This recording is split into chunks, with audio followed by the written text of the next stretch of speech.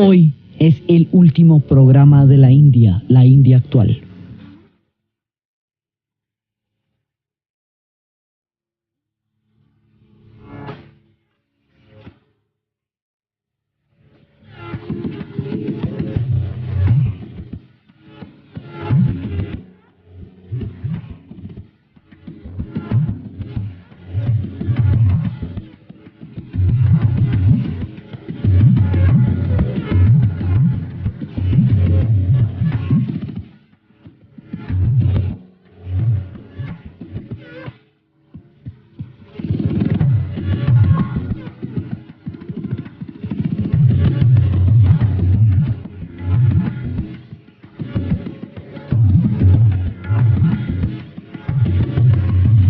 La vez pasada estábamos hablando de lo que ha significado y está significando para la cultura occidental el contacto con la India.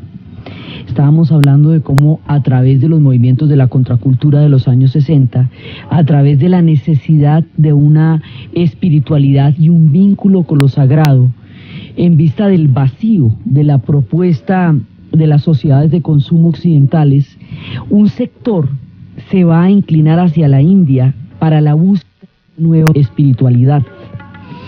La búsqueda de esa espiritualidad en la India nos muestra el contacto con otra forma del pensamiento y del cosmos, desarrolla el proyecto de la ecología, desarrolla la idea de un sentido de trascendencia más allá de lo que significa la gratificación inmediata del consumo, un sentido de la salud, de la energía vital, de los chakras, de la liberación interior, del desprendimiento. Estábamos viendo cómo el entrar en contacto con la India pone a Occidente en otra mirada totalmente distinta, y estábamos viendo cómo ese contacto se va a dar por Inglaterra y por Estados Unidos, lo que hace que rápidamente sea absorbido por el mundo occidental, porque entra por los núcleos y va a entrar a través del hipismo, va a entrar a través de aquellos que están buscando en su proyecto de vida un viaje hacia la espiritualidad, y desde ahí se convierte en el referente espiritual del mundo occidental.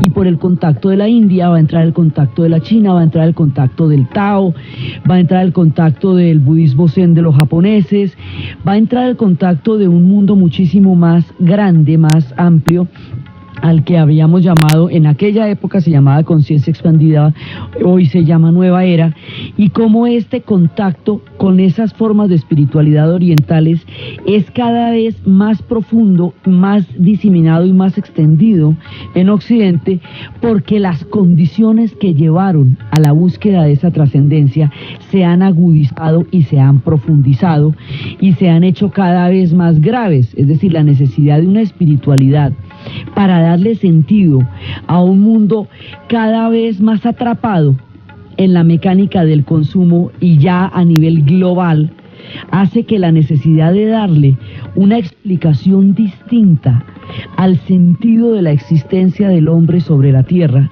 sea cada vez más urgente y más grande.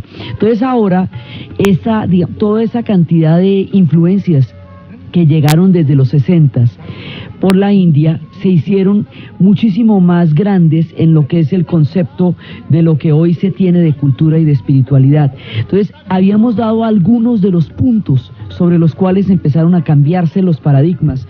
Los paradigmas son los referentes que una cultura tiene sobre sus valores.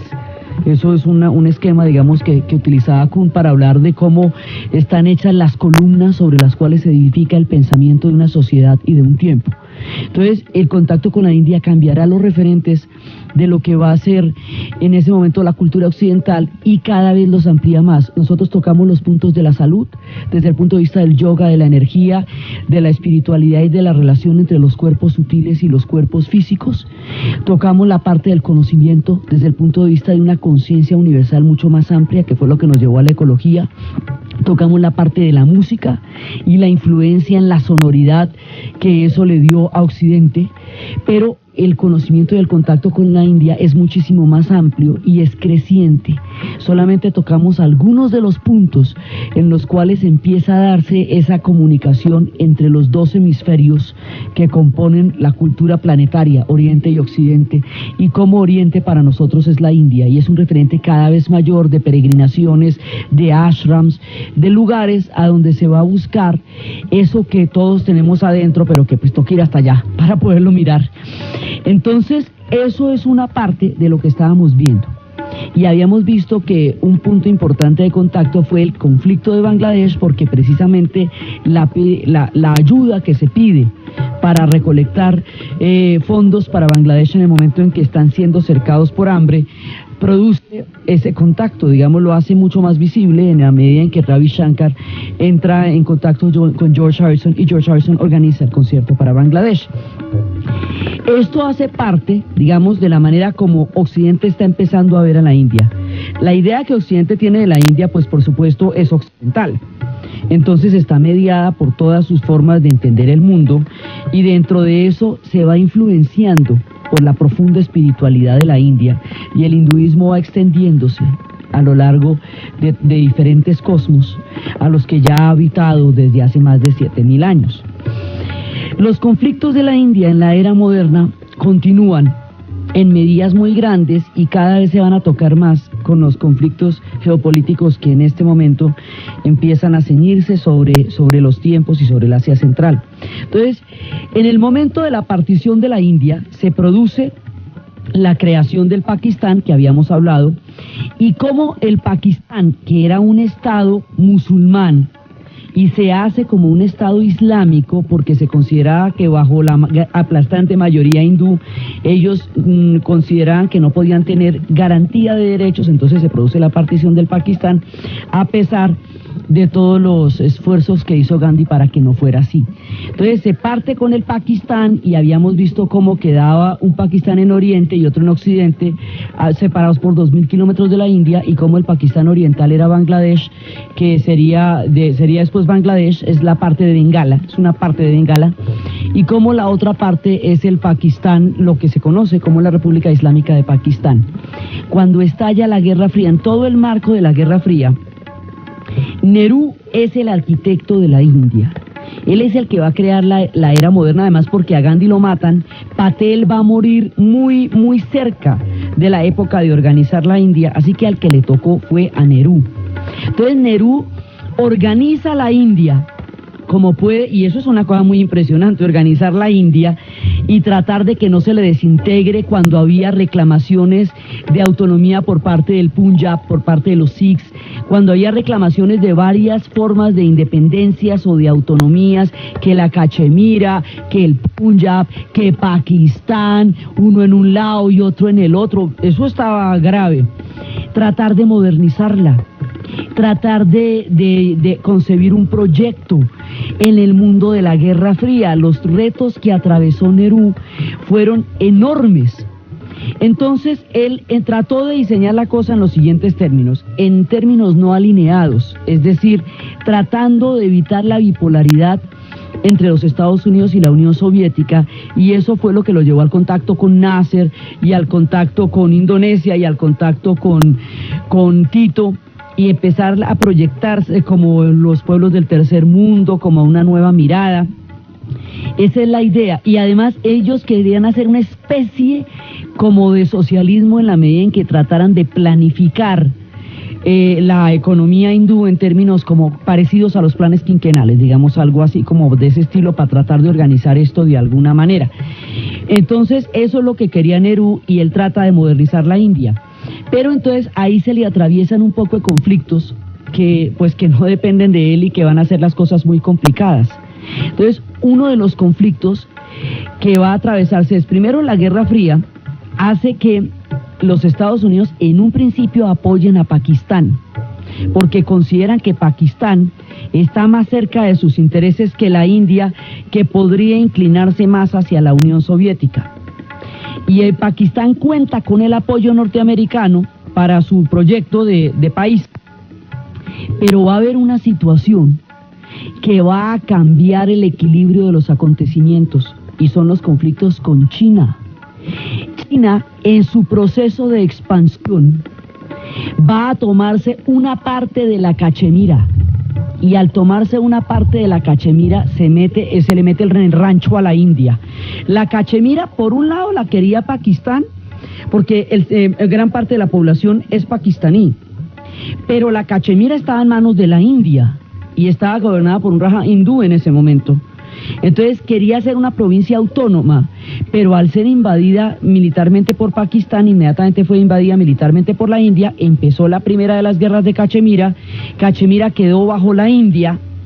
Pakistán la reclama y China se lleva un pedazo, mejor dicho, 1, 2, 3 por mí. Están en la mitad de la pelea y llegan los chinos y ran, un pedazo para ellos. Y todo el mundo quedó frío. ¿Y cómo? Pero ¿y se los llevaron? Y pues sí. Entonces un pedazo de la Cachemira lo tienen los chinos y eso inmediatamente produjo un desconcierto muy grande porque los chinos estaban dentro de la idea del proyecto de los no alineados en un momento dado. Entonces ahí había conflictos que podían desestabilizar ese pedazo del bloque. Nehru intentó evitar que la gente supiera lo de la Cachemira, pero pues eso sí es ocultar el sol con las manos. Entonces eso se va a saber tarde o temprano.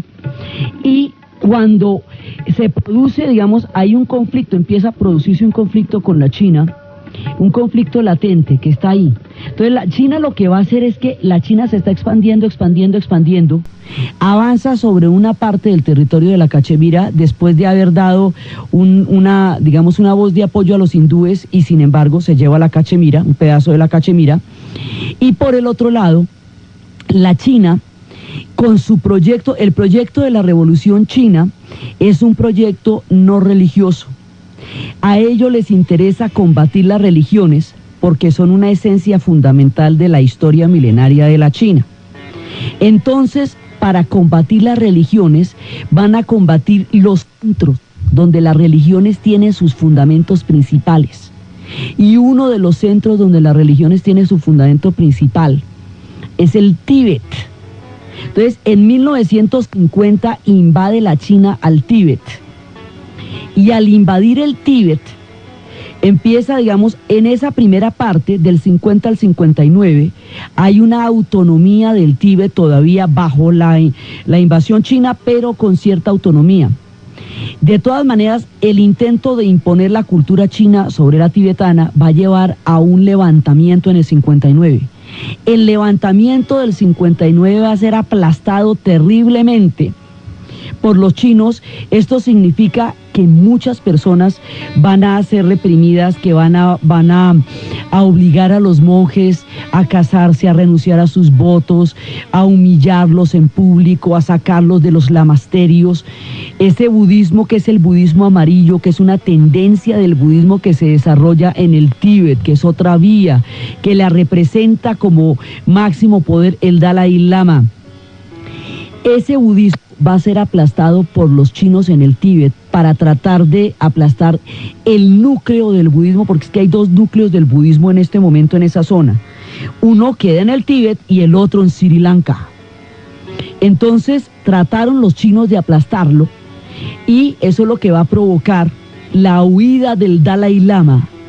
El Dalai Lama va a huir hacia la India con miles de refugiados que van a huir detrás del Dalai Lama. Entonces esto mete a la India en un paseo que no tenía que ver estrictamente con ella, pero el Dalai Lama se encuentra en la India. Y el Tíbet del exilio se encuentra en la India. Y eso la vincula con el drama, digámoslo así, sin comerlo ni beberlo, pero ahí está.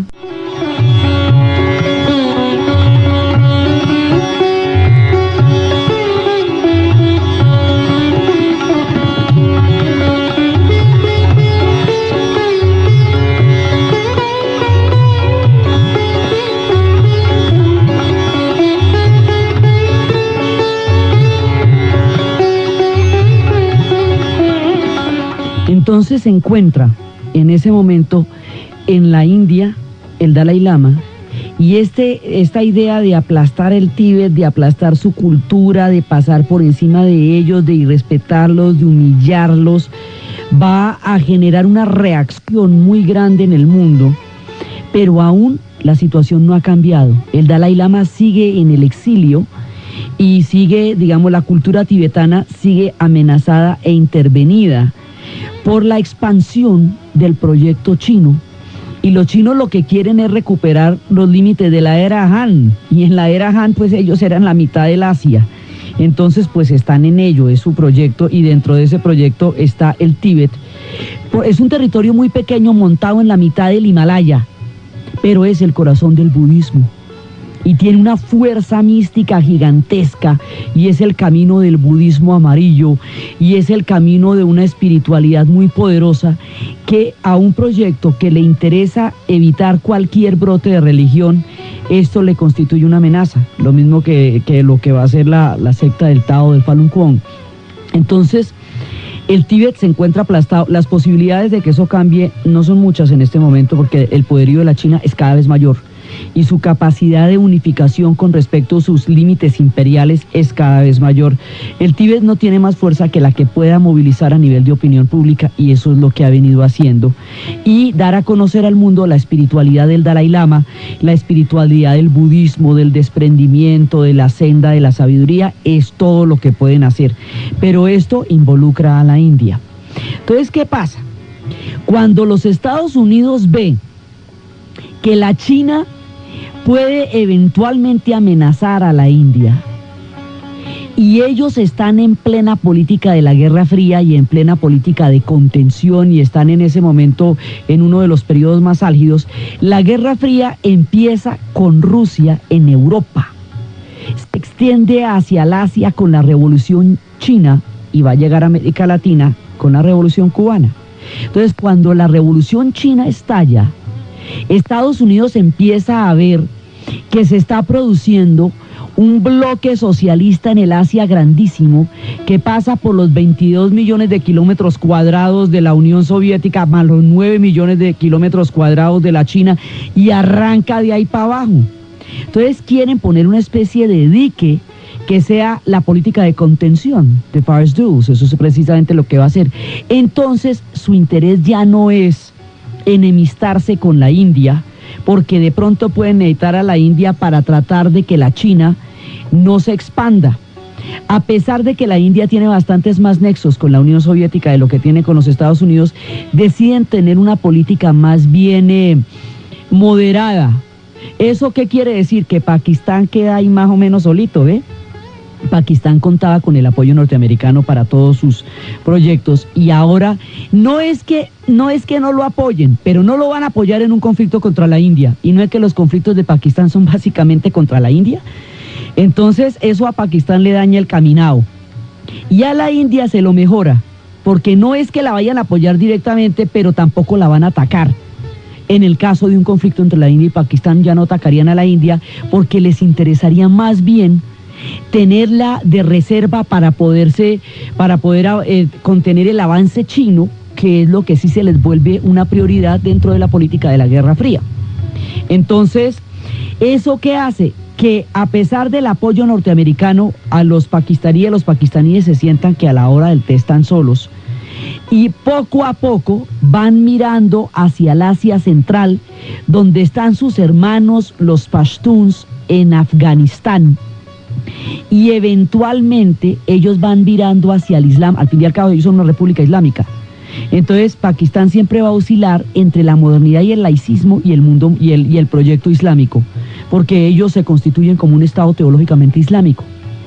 Entonces más adelante ellos van a ir virando hacia Afganistán, y en el momento en que se produzca la invasión soviética de Afganistán, ellos van a apoyar a los afganos. Es más, desde Pakistán es que entrarían las tropas norteamericanas para apoyar a los que estaban peleando contra los soviéticos, a los afganos contra los soviéticos. Desde ahí es que arrancan y desde ahí están las bases.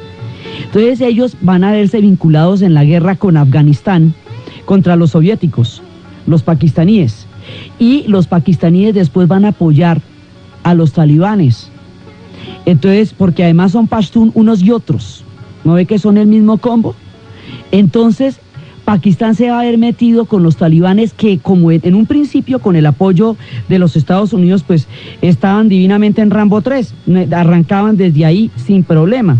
Es desde Pakistán que Sylvester Stallone va a entrar. Pero cuando se voltea la marea y va a pasar todo lo que ha pasado, y después de que salgan los soviéticos de ahí, Pakistán queda en fuera de lugar, que es donde está ahorita. Entonces, ellos apoyaron el proyecto talibán, y lo apoyaron entre otras cosas porque son pashtuns, lo mismo que los talibanes, que de donde salen los talibanes, porque no todos los pashtuns son talibanes, pero los talibanes sí son de la etnia pashtun. Y los pakistaníes son pashtun, son el mismo pueblo separado por una frontera que corrieron los ingleses en la época en que quisieron adelantar su imperio hasta el paso Khyber. Entonces, esto vincula a Pakistán con el corazón del Asia Central en sus conflictos, y lo tiene en este momento en vilo, en veremos, porque está entre dos fuerzas. Está entre la fuerza pashtun, que es su propio pueblo, que son sus hermanos, y está entre la fuerza norteamericana, que de una u otra manera siempre los ha apoyado o siempre los ha tenido estratégicamente dentro de su zona de influencia. Y están entre dos aguas los pakistaníes ahorita, y cualquiera que sea el desarrollo de los acontecimientos del Asia Central los involucra directamente, lo quieran o no lo quieran, por los avatares de su historia. Entonces, ahora, y con la India siguen mal. La India les ganó la guerra contra Bangladesh. La India tiene la Cachemira y ellos no. A ver, y se pueden poner todos los bravos que quieren, pero la India tiene la Cachemira y ellos no la tienen. Y ambos tienen armas nucleares. Tanto la India como Pakistán tienen armas nucleares para defender la Cachemira.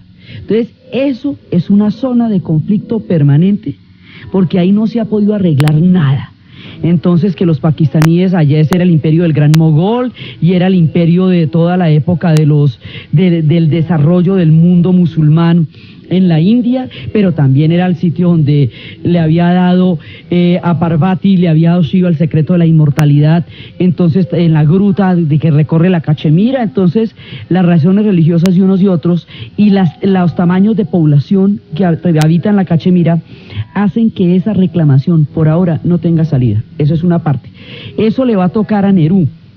Entonces a él le tocó pues lo grueso, organizar la India, crear los distritos lingüísticos, delimitarla, modernizarla. Entonces dice, bueno, vamos a hablar inglés todos aquí, porque ¿qué hacemos? Ellos tienen una mano de idiomas, la cosa más impresionante. Entonces dice, aquí nos toca pues como comunicarnos, porque es que si no, ¿cómo vamos a hacer? Los idiomas son muchísimos, son más de 10 lenguas las que se hablan allá. Entonces, y la composición de los idiomas es muy diversa. Entonces, por eso mismo, como son tantos y de tantas maneras, decidieron que el idioma oficial es el inglés. Pero mire, idiomas oficiales hay el hindi, el inglés, el talegu, el bengalí, el marathi, el tamil, el urdu, el gujarati, el orilla, el punjabí. Esas las oficiales. Hay 25 lenguas dravidianas, austroasiáticas y sino-tibetanas en la India. Entonces, pues, vamos a hablar en inglés aquí como para ponernos de acuerdo, pues, como con algo. Eso es lo que Nehru organiza. Empieza los planes de desarrollo y empieza los distritos lingüísticos para poder organizar esto de alguna manera.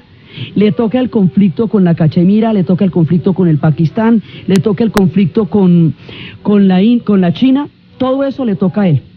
Entonces, él muere en el 61 y con él empieza la dinastía Gandhi, porque después de un breve lapso de 18 meses de Sastri, lo va a suceder Indira Gandhi.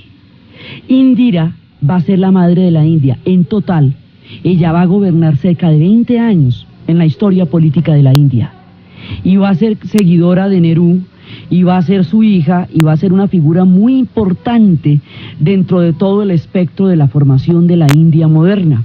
Ella va a continuar el mundo de la modernización de la India, va a ser reconocida como una de las principales mujeres, digamos, en la historia de los gobiernos de mujeres en el siglo XX. Va a ser Indira, va a ser muy, digamos, muy respetada por su pueblo, y va a tener toda una influencia poderosísima. Pues imagínense, ella va a gobernar uno de los países más grandes del mundo. Y en estas tierras hay una cantidad de gobiernos de mujeres, porque mujeres van a gobernar en Sri Lanka, inclusive desde el 58 van a gobernar allá, la primera mujer gobernante va a ser en Sri Lanka. Van a gobernar en Pakistán. Benazir Bhutto, la hija de Ali Bhutto, va a gobernar en Pakistán. Indira va a gobernar en la India. Entonces, Indira Gandhi va a tener todo un espectro, pero ella va a enfrentar un problema que le va a costar la vida. el problema del separatismo Sikh en el estado del Punjab, y eso es lo que vamos a ver después.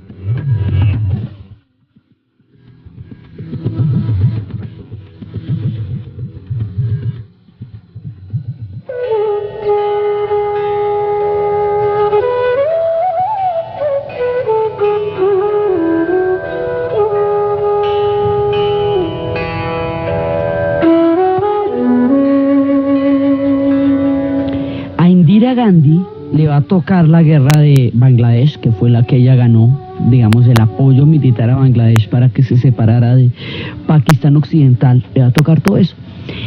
Y le va a tocar una circunstancia que va a determinar hasta 1984, es cuando ella va a morir. Resulta que habíamos hablado cómo en tiempos anteriores había llegado un gurú en el siglo XVI, un gurú llamado Nanak. Entonces Nanak va a fundar una nueva doctrina. Habíamos hablado de que Nanak vivía en una aldea en Tuvalí, al oeste de Lahore, y que él empezó a tener una cantidad de seguidores, y un día él se metió en la laguna, en un lago, y salió del agua 5 días después. Entonces ya todo el mundo lo daba por muerto, ¿no? Entonces él dijo que había visto el rostro de Brahma, y que Brahma no era hindú ni musulmán. Entonces todo el mundo ahí, entonces, no es hindú ni musulmán. Y empezó a predicar un acercamiento entre el hinduismo y el islam como religiones. Y va a tener seguidores de unos y de otros, y va a fundar la secta de los Sikhs. Los Sikhs van a tener en el templo dorado de Amritsar su centro religioso, espiritual, vital, político, de todo. O sea, el corazón del mundo Sikhs es el templo de Amritsar. Y entonces vienen desde ese momento. Cuando Nanak va a morir, hindúes y musulmanes lo reivindican como suyo. Y es cuando le preguntan que cómo lo van a enterrar, si al rito hindú o al rito musulmán, si lo creman o lo entierran en la tierra. Entonces es cuando él dice que le pongan flores frescas al lado y lado, que los hindúes le pongan flores y los musulmanes también, y las flores que amanezcan más frescas, así es que va a quedar. Al otro día, ambas flores están frescas. Entonces con eso se comprueba que ni uno ni otro albergaba el corazón de Nanak, sino que el corazón de Nanak estaba compuesto por las dos religiones, y esta aproximación da una mirada que mezcla el hinduismo con el islam. Esos son los Sikhs. Los Sikhs se reivindican descendientes de los dravidianos, o sea que están allá desde el principio de los tiempos, antes de la llegada de los arios. Y los Sikhs tienen su templo allá. Los Sikhs que viven en el Punjab. El Punjab es este estado riquísimo que siempre fue el de granero de la India, y que siempre ha sido además un estado, desde la partición se han querido separar, pues ellos son un estado muy, muy poderoso a nivel económico. Ese estado quedó roto por la mitad con la partición de la India y la creación del Pakistán, y quedó un Punjab en Pakistán y un Punjab en la India, y quedó un lío armado ahí, y los Sikhs no fueron notificados de que iban a partir la India. Vaya, partieron la India y no nos dijeron. Entonces desde ahí los Sikhs están en guerra. Los Sikhs que toda la vida compartieron hindúes y musulmanes esa tierra en sana paz, porque a través de Nanak se encontraban espiritualmente, van a entrar en guerra profunda en el momento en que se produce la partición. La partición va a generar una serie de conflictos que ellos no tenían, y les van a armar un poco de problemas que ellos no tenían antes. Entonces, de la partición para acá están en guerras y han querido ser separatistas y autonomistas. Cuando plantean un separatismo en serio, y el separatismo del Punjab sería que se llevaron el granero de la India. Indira contesta a la rebelión del separatismo con la entrada de los soldados al templo dorado de Amritsar, y ahí van a morir más o menos 400 sikhs a manos de los soldados de la India. Y eso es imperdonable para ellos, porque fue un ataque al templo dorado cuando estaban en ese momento en oración. Entonces, cuando usted empieza a mezclar lo religioso y lo político, eso se vuelve una cosa muy complicada ahí, porque ese ataque al templo dorado para ellos no solo es el asesinato, pero es sobre todo la profanación de su lugar religioso más importante. Y tan de malas que Amritsar además fue el lugar donde se produjo esa masacre grandísima del general Dyer en tiempos de la lucha por la independencia de la India, que fue cuando el tipo le disparó a la multitud en pleno, y cuando él dijo que él era consciente de que esa era una multitud y todo, que fue uno de los escándalos más grandes durante la época de la lucha de independencia, que deslegitimó mucho del Imperio Británico, fue la matanza de Amritsar a manos de Dyer. Pues allá mismo en Amritsar se produce el allanamiento del Templo Dorado, y ese allanamiento del Templo Dorado con los 400 muertos va a brotar la herida del pueblo sikh, y eso no se lo van a perdonar jamás. En 1984, un jefe de la guardia personal que era sikh asesina a Indira Gandhi. Indira Gandhi es asesinada, y esto va a generar un dolor en la India profundo, y por supuesto los conflictos religiosos en ellos son muy fuertes, además con esos tamaños de población. Entonces eso hace que a la comunidad sikhs la atacaran en esa época, y una cantidad de muertos entre los sikhs a manos de los hindúes, que los atacaban por haber matado la madre de la India, que es Indira, y eso fue uno de los funerales pues más sentidos, porque para ellos era la figura de la madre. Y eso, ella tenía 2 hijos.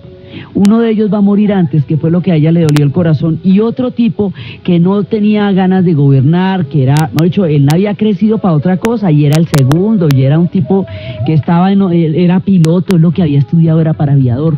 Es al que le va a tocar Rajiv Gandhi. Continúa la dinastía, hijo de Indira, nieto de Nehru. Rajiv Gandhi continúa la dinastía y va a gobernar la India bajo la égida de su madre. Él siempre llevaba el retrato de su madre para dirigirse a su pueblo, porque era el hijo de la madre de la India. Era, una cosa así muy, muy, muy profunda. Ahora, todas estas, el que está gobernando es el Partido del Congreso, que fue el partido que hizo del Congreso Nacional Indio, que fue el que dirigió el proceso de independencia. Entonces el Partido Nacional, el Partido del Congreso, va a ser como una especie de PRI, haga de cuenta, como el PRI en México. Va a ser un partido que va a gobernar toda la historia política de la India hasta los 90, ¿sí? Va a ser desde la independencia, desde el 47 hasta los 90, es el Partido del Congreso el que va a gobernar como el PRI en México. La India va a ser una democracia todo el tiempo. Lo que pasa es que este es un partido con un nivel de consenso grandísimo, porque fue el que organizó toda la lucha de la independencia. Pero hay otros partidos y otros grupos políticos que en este momento son mucho más notorios. Pero la idea es que, ellos organizaron todas las cosas como han estado, de una manera parecida como el PRI en México. Es de eso, después cuando se desgasten y se corrompan y todo eso, pues van a perder la hegemonía, pero van a tener legitimidad por muchísimos años, y son una parte importantísima de la formación de la India actual. Y la India, pues además, porque el otro reto es que la India se vuelva una democracia con esos tamaños de población, y que todavía se conserve como tal. Eso es mucho chiste, le digo, porque eso es una población gigantesca. En la época de la independencia eran como 450 millones y hoy son 1.000 millones. Entonces, bueno, gobiérnemelo saber.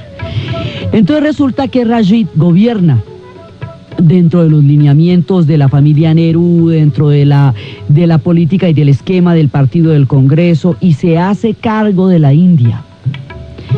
Y él, va a continuar todo este proceso de modernización, y hay un momento en que él pierde las elecciones. En el 89 va a perder las elecciones precisamente por el fenómeno de mucho tiempo en el poder un partido, que se corrompe, se burocratiza, le pasa lo que le pasa a la gente que lleva mucho tiempo en el poder. Entonces hay un momento en que ellos, igual que el PRI también, van a empezar a corromperse por un fenómeno de desgaste en el poder.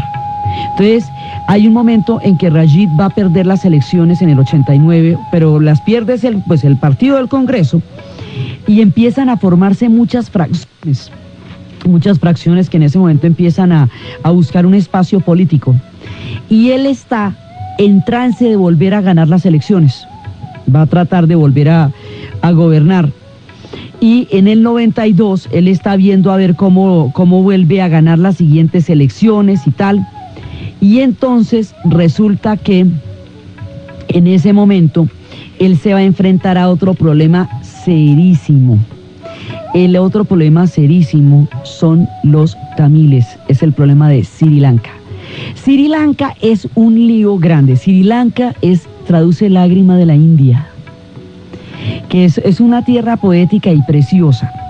Entonces, en Sri Lanka hay una montaña que se llama el Siripanda, y en el Siripanda, desde el punto de vista hindú, lo llaman el pico de Adán.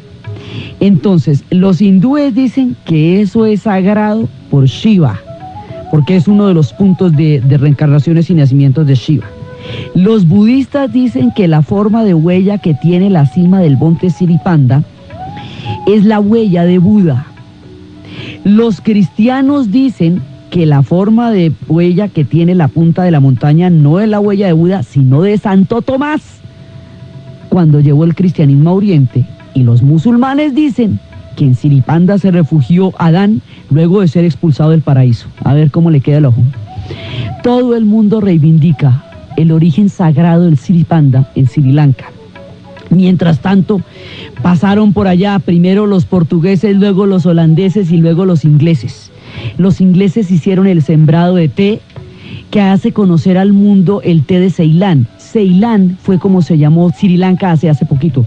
Desde todo el tiempo se conoció como Ceilán y después ellos se rebautizaron Sri Lanka, se repusieron ese nombre. Allá hay dos tipos de población. Hay una población singalesa, budista, y hay una población tamil, hinduista, de diferentes tiempos históricos. Y ellos van a entrar en un profundo conflicto, porque los singaleses van a tener el predominio sobre la isla, y eso va a hacer que los tamiles estén en pugna con ellos. La pugna de estas dos concentraciones étnicas religiosas que caracterizan el mundo de Sri Lanka va a tener que ver directamente con la vida y la muerte de Rajiv Gandhi.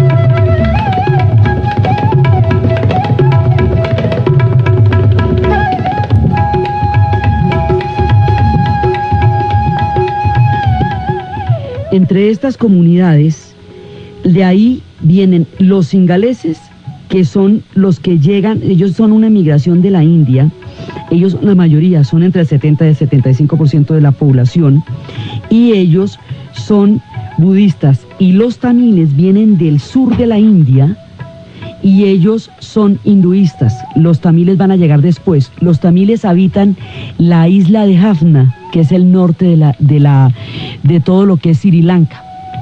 Entonces va a haber un predominio, digamos una hegemonía de los singaleses sobre los tamiles. Y en un principio la India había apoyado a los tamiles, pero luego va a apoyar a los singaleses.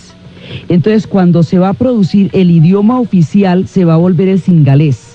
Y cuando los singaleses empiecen a crear una constitución, ellos se rebautizan y empiezan en el 71 y luego en el 77, ellos crean su constitución, y cuando crean la constitución excluyen a los tamiles y la lengua que se va a hablar es la singalesa. Entonces, en ese momento, ahora, los tamiles son una comunidad importante del sur de la India. Y los tamiles habían sido muy importantes en los tiempos del té de Ceilán, y los ingleses se habían apoyado en los tamiles en el tiempo en que estuvieron en Ceilán con las plantaciones de té, y en esa época muchísimos tamiles procedentes del continente habían llegado como trabajadores a Sri Lanka, no de los originales que habían estado desde el principio, sino que llegaron después. Entonces, cuando se produjo esta constitución singalesa, se excluye la lengua tamil y empiezan a deportar a los tamiles que venían del continente y que ya llevaban 5 y 6 generaciones en Sri Lanka, diciendo que ellos realmente no pertenecen a esa tierra, sino que vienen del continente. Se va a producir una rebelión tamil contra esta situación. Esa rebelión tamil va a ser, digamos, aplastada, y Rajit va a apoyar a los singaleses. En un principio habían apoyado a los tamiles, pero luego, la India en un principio, pero luego va a apoyar a los singaleses contra los tamiles, y los tamiles van a desarrollar un grupo de lucha, un grupo terrorista que se van a llamar los Tigres tamiles, digamos, y estos van a hacer, una vez volaron un avión con 170 personas, mejor dicho, esto se va a volver un guerronón, la cosa más impresionante. Y los Tigres tamiles, pues son un pueblo acorralado también. Entonces, la actitud de Rajit de favorecer a los singaleses frente a la minoría tamil, cuando en otras épocas los tamiles habían recibido el apoyo del continente. Digamos, la India está metida en el problema de Sri Lanka porque es que unos y otros vienen de allá, tanto los tamiles como los singaleses. Unos y otros son originarios de allá, es un resultado de su propia historia, entonces está metida en la mitad del conflicto. En el momento en que Rajit apoya a los singaleses desde el continente y no apoya a los tamiles, los Tigres tamiles planean el asesinato, y Rajit va a morir asesinado por el conflicto entre tamiles y singaleses. Por Sri Lanka, como Indira va a morir asesinada por el conflicto de los Sikhs. En el momento en que Rajit quería volver a tomar el poder, volver a tener elecciones y tal, cuando estaba en ese trance, lo mataron. Y ahí termina la dinastía de los Nehru. Ahora, lo que hay es una serie de partidos políticos que empiezan a buscar una presencia en el escenario político de la India. Partidos que representan muchas cosas de su gran diversidad. Entonces, por ejemplo, hubo un gobernante hace poco de la secta de los intocables, de la casta de los intocables, es decir, de los descastados. Eso nunca había pasado en la política de la India. Y hay un gobernante que no, es musulmán, no gobierna como musulmán, pero es musulmán. Es decir, hay una diversidad. Ahora, en el espectro político actual de la India hay de todo. Hay grupos nacionalistas hindúes que quieren, digamos, un predominio del hinduismo y que propugnan por una tendencia de esas. Esa es una tendencia dificilísima de manejar porque es una tendencia que excluye las otras poblaciones de la India, que son muchísimas. Entonces, en este momento hay una diversidad de gobierno de la India, y es la era post-Gandhi. Están como la era más allá del partido del Congreso, con todos los grupos políticos que en este momento hay, y la India acercándose hacia el mundo moderno. Entonces, en la India pasan muchas cosas al mismo tiempo porque es una realidad múltiple. En la India, la sociedad industrial no logró integrar una población de ese tamaño. Entonces, como no logra integrar una población de ese tamaño, hay muchísima miseria de la que puede haber en un país con 1.000 millones de habitantes, donde no hay un proyecto industrial donde quepan todos. No cabían desde el principio cuando llegaron las manufacturas inglesas, imagínense ahora. Entonces, eso por un lado, o sea, hay un margen de pobreza grandísimo. Por el otro lado, hay unos márgenes de desarrollo enormes, porque resulta que la India es en este momento una de las potencias más importantes a nivel de sistemas en el mundo entero. Son los grandes ingenieros de sistemas, y en el pueblo más miserable de la India, en el lugar más apartado, polvoriento y caluroso, donde ni se devuelvan los vientos porque no alcanzan a llegar, hay internet. En todas partes de la India hay internet. Todo el mundo se comunica en la India por internet. y los trenes atraviesan toda la India de extremo a extremo con su gigantesco paisaje de subcontinente, y tienen la industria cinematográfica más grande que hay fuera de Hollywood. Es impresionante la industria de cine de la India y ellos son adoradores del cine. Ahorita mismo hay una película maravillosa que se llama La Boda, que da todos los contrastes en Delhi entre la India ancestral y la India moderna. Entonces ellos tienen varias capas de eras históricas en su mundo actual. Entonces hay santones desnudos en las piedras que se han desprovisto del yo y de todo lo demás. Hay budistas, hay lamas, hay ingenieros de sistemas, hay hinduistas, hay tradiciones, todas las tradiciones están vivas.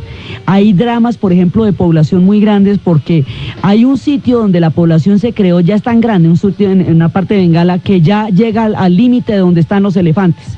Entonces los elefantes, como ya llegaron al límite de sus tierras, los elefantes pues pasan por encima de las tierras y muchas veces matan a la gente porque son muy grandes.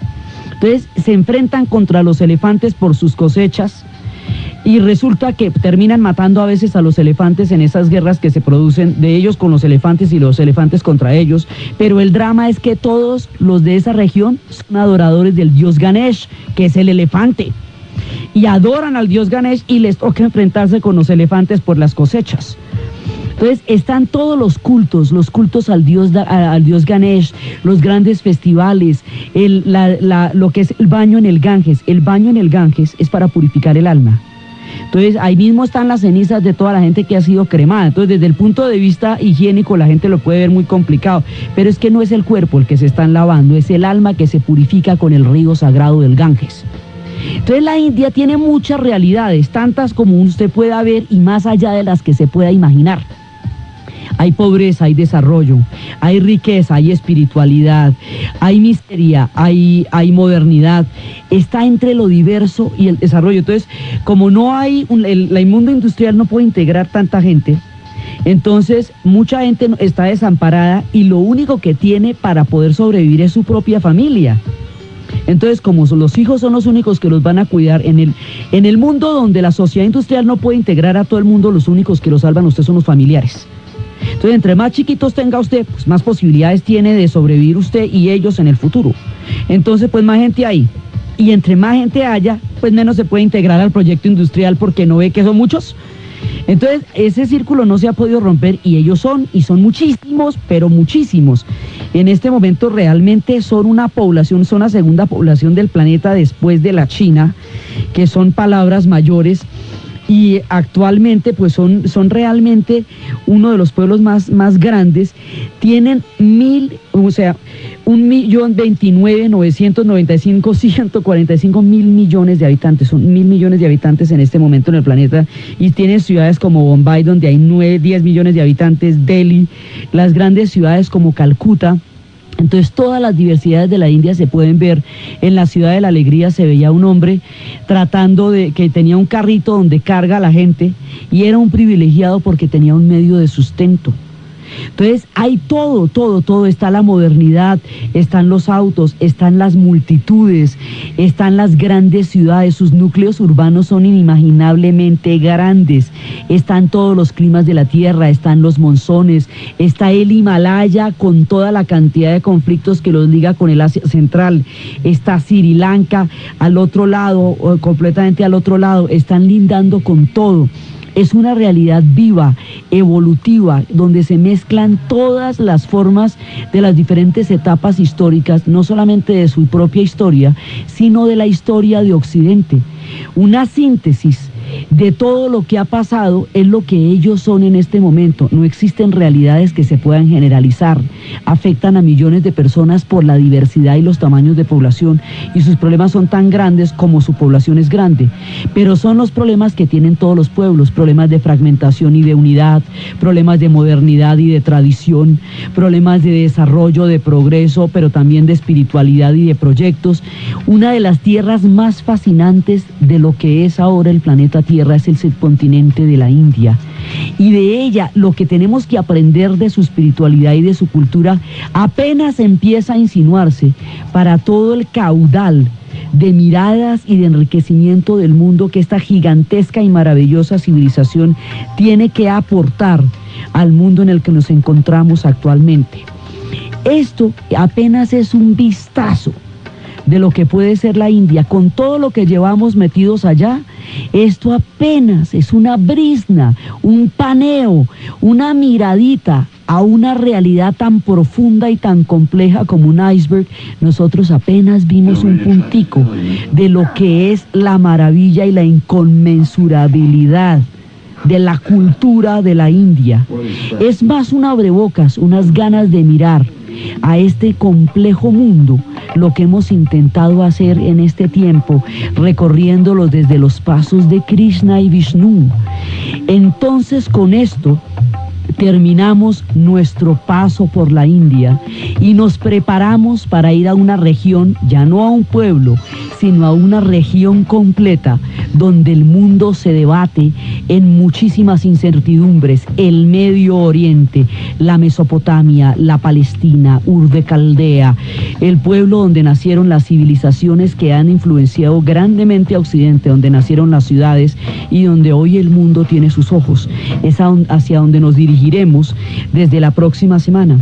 Entonces, desde la madre sagrada de la India, desde el Ganges, desde Krishna, desde Vishnu, desde Ganesh, desde Parvati, desde Kali, desde todas las diferentes reencarnaciones que tienen los dioses, desde el poder del hinduismo, desde la espiritualidad de la creación del cosmos, desde el concepto de la ecología, desde la belleza de Ganesh con su sabiduría, desde los Vedas, desde los Arios, desde los textos sagrados, desde el Bhagavad Gita, el Señor iluminado, el Señor de las iluminaciones, desde los poderosos soles de la India, y a través de todo este viaje por una civilización colosal. En la narración de Ana Uribe, en la asistencia técnica César Moreno. Y para ustedes, feliz domingo.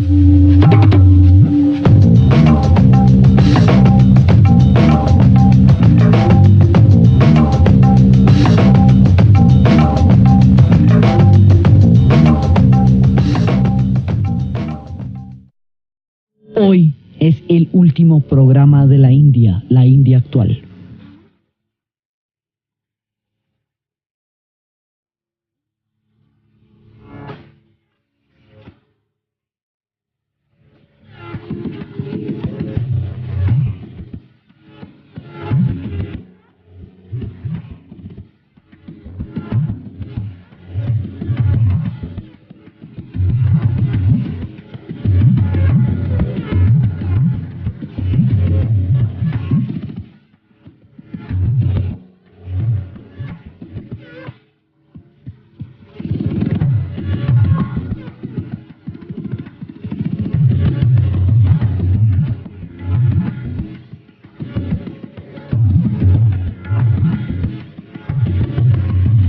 La vez pasada estábamos hablando de lo que ha significado y está significando para la cultura occidental el contacto con la India. Estábamos hablando de cómo a través de los movimientos de la contracultura de los años 60, a través de la necesidad de una espiritualidad y un vínculo con lo sagrado, en vista del vacío de la propuesta de las sociedades de consumo occidentales, un sector se va a inclinar hacia la India para la búsqueda de una nueva espiritualidad. La búsqueda de esa espiritualidad en la India nos muestra el contacto con otra forma del pensamiento y del cosmos, desarrolla el proyecto de la ecología, a un Estado musulmán, y se hace como un Estado islámico porque se considera que bajo la aplastante mayoría hindú, ellos consideraban que no podían tener garantía de derechos. Entonces se produce la partición del Pakistán, a pesar de todos los esfuerzos que hizo Gandhi para que no fuera así. Entonces se parte con el Pakistán, y habíamos visto cómo quedaba un Pakistán en Oriente y otro en Occidente, separados por 2000 kilómetros de la India, y cómo el Pakistán oriental era Bangladesh, que sería después Bangladesh, es la parte de Bengala, es una parte de Bengala, y cómo la otra parte es el Pakistán, lo que se conoce como la República Islámica de Pakistán. Cuando estalla la Guerra Fría, en todo el marco de la Guerra Fría, Nehru es el arquitecto de la India. Él es el que va a crear la era moderna, además porque a Gandhi lo matan. Patel va a morir muy cerca de la época de organizar la India, así que al que le tocó fue a Nehru. Entonces Nehru organiza la India como puede, y eso es una cosa muy impresionante, organizar la India y tratar de que no se le desintegre cuando había reclamaciones de autonomía por parte del Punjab, por parte de los Sikhs, cuando había reclamaciones de varias formas de independencias o de autonomías, que la Cachemira, que el Punjab, que Pakistán, uno en un lado y otro en el otro, eso estaba grave.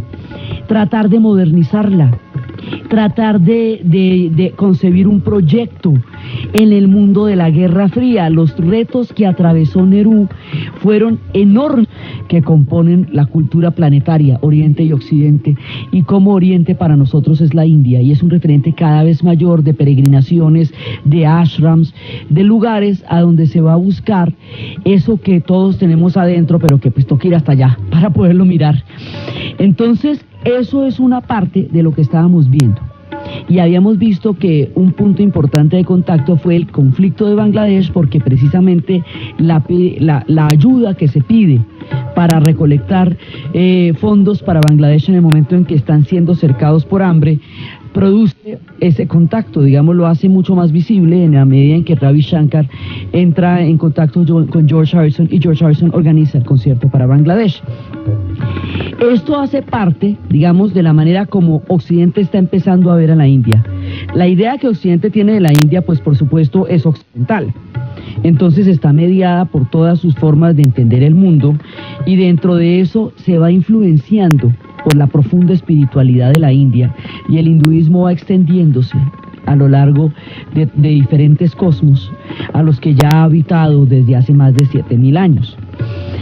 Los conflictos de la India en la era moderna continúan en medidas muy grandes y cada vez se van a tocar más con los conflictos geopolíticos que en este momento empiezan a ceñirse sobre los tiempos y sobre el Asia Central. Entonces, en el momento de la partición de la India se produce la creación del Pakistán, que habíamos hablado, y cómo el Pakistán, desarrolla la idea de un sentido de trascendencia más allá de lo que significa la gratificación inmediata del consumo, un sentido de la salud, de la energía vital, de los chakras, de la liberación interior, del desprendimiento. Estábamos viendo cómo el entrar en contacto con la India pone a Occidente en otra mirada totalmente distinta, y estábamos viendo cómo ese contacto se va a dar por Inglaterra y por Estados Unidos, lo que hace que rápidamente sea absorbido por el mundo occidental, porque entra por los núcleos y va a entrar a través del hipismo, va a entrar a través de aquellos que están buscando en su proyecto de vida un viaje hacia la espiritualidad, y desde ahí se convierte en el referente espiritual del mundo occidental, y por el contacto de la India va a entrar el contacto de la China, va a entrar el contacto del Tao, va a entrar el contacto del budismo zen de los japoneses, va a entrar el contacto de un mundo muchísimo más grande, más amplio, al que habíamos llamado, en aquella época se llamaba conciencia expandida, hoy se llama nueva era, y cómo este contacto con esas formas de espiritualidad orientales es cada vez más profundo, más diseminado y más extendido en Occidente, porque las condiciones que llevaron a la búsqueda de esa trascendencia se han agudizado y se han profundizado y se han hecho cada vez más graves, es decir, la necesidad de una espiritualidad para darle sentido a un mundo cada vez más atrapado en la mecánica del consumo y ya a nivel global, hace que la necesidad de darle una explicación distinta al sentido de la existencia del hombre sobre la tierra sea cada vez más urgente y más grande.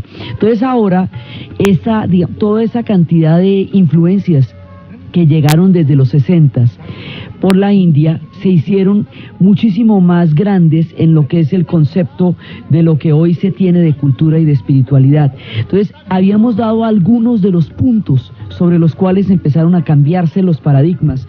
Los paradigmas son los referentes que una cultura tiene sobre sus valores. Eso es un esquema, digamos, que utilizaba Kuhn para hablar de cómo están hechas las columnas sobre las cuales se edifica el pensamiento de una sociedad y de un tiempo. Entonces, el contacto con la India cambiará los referentes de lo que va a ser en ese momento la cultura occidental y cada vez los amplía más. Nosotros tocamos los puntos de la salud desde el punto de vista del yoga, de la energía, de la espiritualidad y de la relación entre los cuerpos sutiles y los cuerpos físicos. Tocamos la parte del conocimiento desde el punto de vista de una conciencia universal mucho más amplia, que fue lo que nos llevó a la ecología. Tocamos la parte de la música y la influencia en la sonoridad que eso le dio a Occidente, pero el conocimiento y el contacto con la India es muchísimo más amplio y es creciente. Solamente tocamos algunos de los puntos en los cuales empieza a darse esa comunicación entre los dos hemisferios